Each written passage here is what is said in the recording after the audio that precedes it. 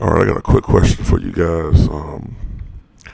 Do you think that Glen Rice should be in the Hall of Fame?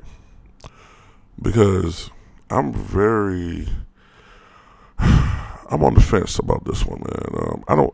My gut tells me he doesn't belong in the Hall of Fame, but over the past few years, the way that the criteria for the Hall apparently has been lowered.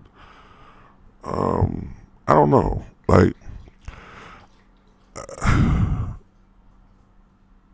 I think it's. I remember he scored. Look at his numbers. Okay, he scored 18,000 points. 18,000 points in his career. During the 1990s, was he a top five small forward?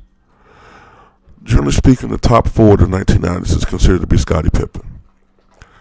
Then you had, I guess if you encompassed the entire decade, probably Dominique Wilkins, Grant Hill, Chris Mullin, maybe Jamal Mashburn.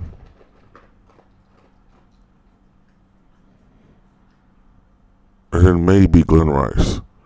Okay, you also have, I guess, Glenn Robinson there too.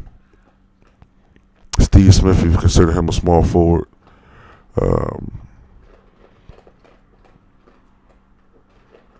I don't know. Like, he was a top 10 small forward. And I always tend to compare him to Mitch Richmond, whereas Mitch Richmond, you can make a great case that he was a top 3 or 4 shooting guard during the 1990s. Of course, Michael Jordan, Clyde Drexler, Reggie Miller, Mitch Richmond. It's right there. Mitch also scored 20,000 points. Glenn didn't. The big knock on Glenn, and of course you also have to add into this the collegiate career. He had that great run in '89 with Michigan. So that boisters him a little bit. But Glenn was very inconsistent to me. He was inconsistent. He had that, he was a burst player.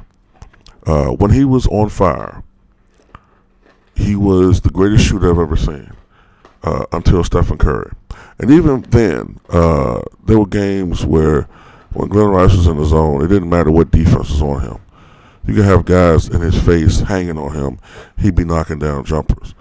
1997 All-Star Game, MVP, 20 points in the third quarter. That was a prime example of Glen Rice when he was in the zone. 1997, Glen Rice was third in NBA in scoring, 26.8 points per game, behind only Michael Jordan, who I think averaged 29.6 points per game that year. Karl Malone, I think, averaged 27.4 points per game that year. Karl Malone wound up winning the MVP award that year. Glen Rice was third in scoring.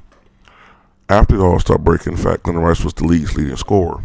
I remember he was just dropping points everywhere. 38 against Dallas, 40 against the Kings, 42 against the Knicks, 35 against the Heat, 43 against the Heat. I mean, he was just on fire.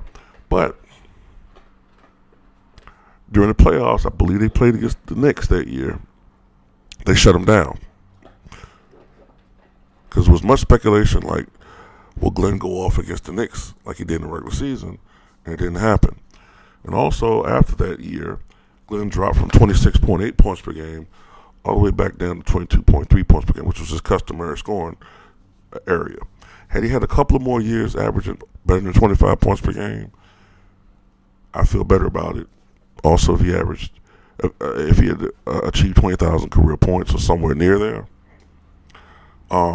He does have a championship, but he wasn't the leading guy. So that hurts him. But tell me what you guys think. Does Glenn belong in the Hall of Fame?